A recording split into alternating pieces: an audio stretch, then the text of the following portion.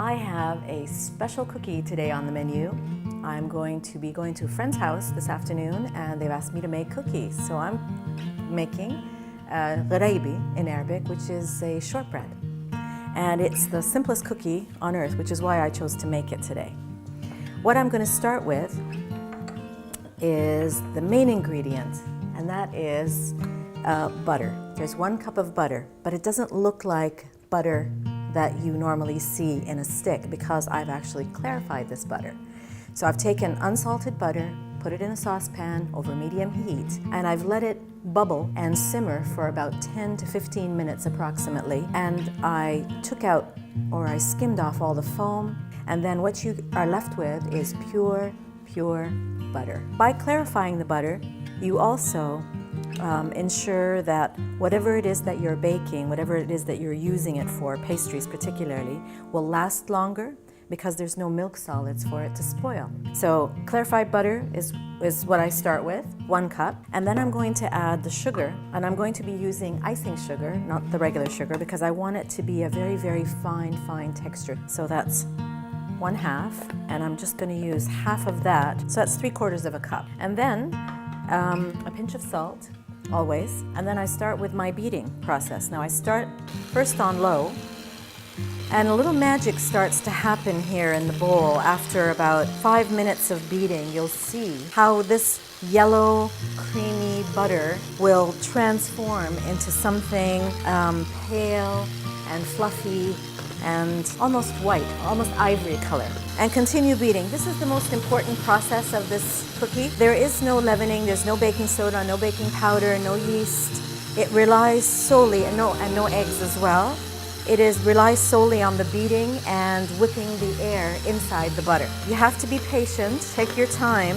And I find as well, after I've clarified my butter and I place it in a clean jar to use for other things, when I want to use it for this particular shortbread, I chill it first so it becomes semi-solid, as you saw, and when it's cold, it makes this turn out even better. So you can see already the difference from the way the butter used to look, and now it's looking more like an icing. At this point, I add 1 teaspoon of pure vanilla. Every once in a while, I use my spatula and just bring the sides down. Again, and you've noticed as well that not only has it become more pale, but it's also tripled in volume. So it looks like I've got 3 times the amount. That 1 cup now looks more like 3.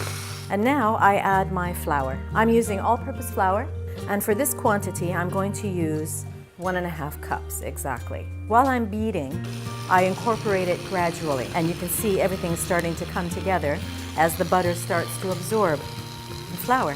And at this point, I stop and just bring it all together.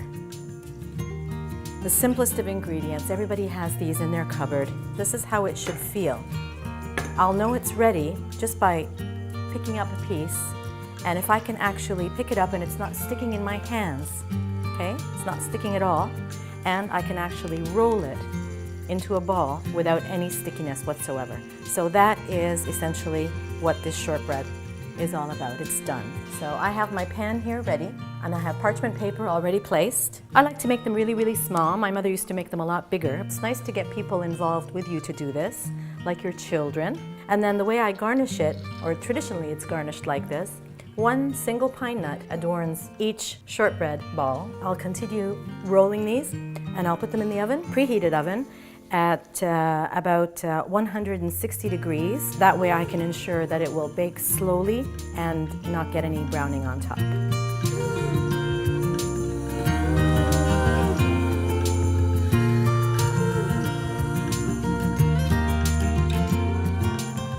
My shortbread are nice and cool now, and I'm putting the last one on top. Now I'm going to taste one to see. You've noticed that the ivory color is still there. The pine nut has toasted just ever so slightly, and I'm going to taste one. Even on the outer, it is set, you can hold it, but it's not browned.